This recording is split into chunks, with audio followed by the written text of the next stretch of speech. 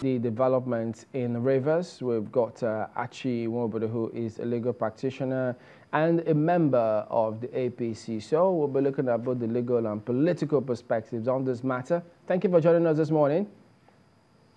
Well, thank you very much, Chairman. You know, there are those who are of the opinion that, well, having seen the previous judgments and how some of the arguments were panning out, that some of them were not exactly surprised at this ruling, while others were surprised, saying that no, this cannot be, saying, look, how could this have been? But what was your impression when the judgment was handed down? Well, I should be, honestly, I should be among those who were surprised by the outcome of the judgment. For the one in respect of which Senator Magnus went to court, I was not surprised because I didn't see the court granting him his prayers to declare him candidate of the All Progressive Congress at this stage. Now, but for the one that is that the involves member the of PDP, APC party of you speaking? Actually, is that the member of APC party of you speaking, or the lawyer as well as the party member? Yeah, I'm talking as a lawyer right now. I'm talking as a lawyer. Go ahead. I'm talking as a lawyer right now. The reason I say so is that at the point where Senator Magnus went to court to challenge the congresses, for so many reasons, that application cannot be sustained. The first is that the time within which to challenge a primary election had passed based on the new provision, the fourth alteration of the Constitution as amended.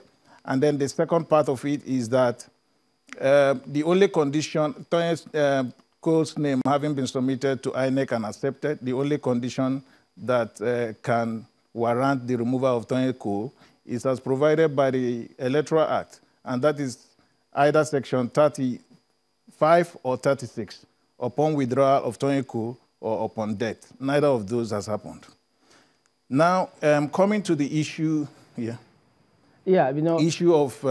if I could just pick up on what you just said, pardon me, because there are those who also, they've given this kind of instance, and they also say that, look, they believe they could get a judgment. And some of those cases are in court at the moment because they believe, yes, it's a political party that can submit a candidate's name, but then if the court says otherwise, what choice will they have, the amendments notwithstanding?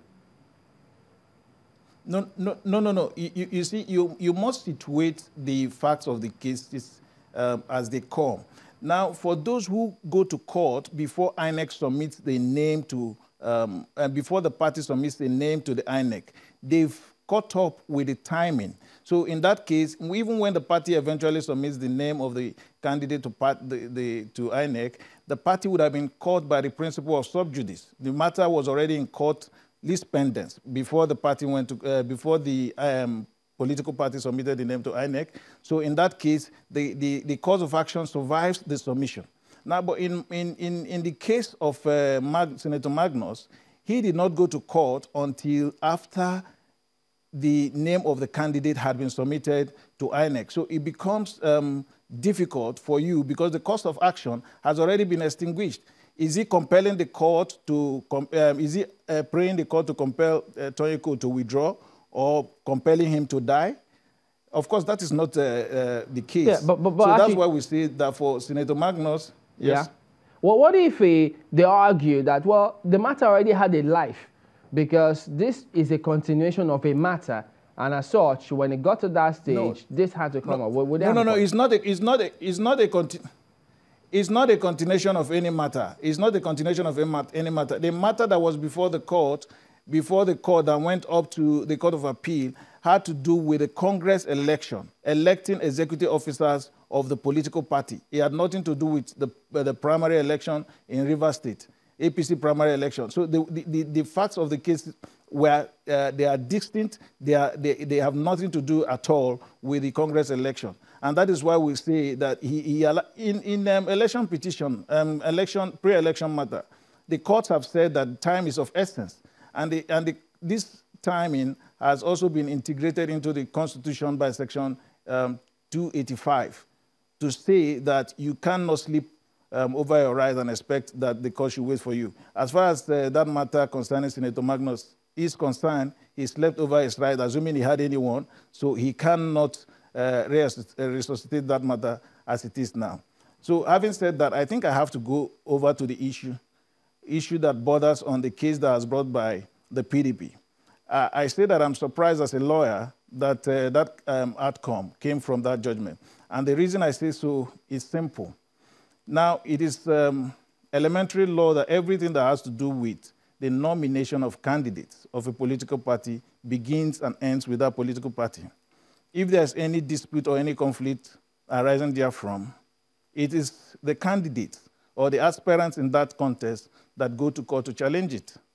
Now, there are only two instances in our electoral system where a third party can challenge the outcome of the primaries of a London political party. And those instances are given in Section 31 and 138 of the Electoral Act. Now, for Section 31, subsection 5 and subsection 6, it has to do with qualification. If the candidate is not qualified pre-election, anybody that feels that the documentation or the information presented by the candidate can go to court. That's one time a non-party member can challenge the outcome of an election. Okay, but actually... Now, the second time... Okay, go ahead.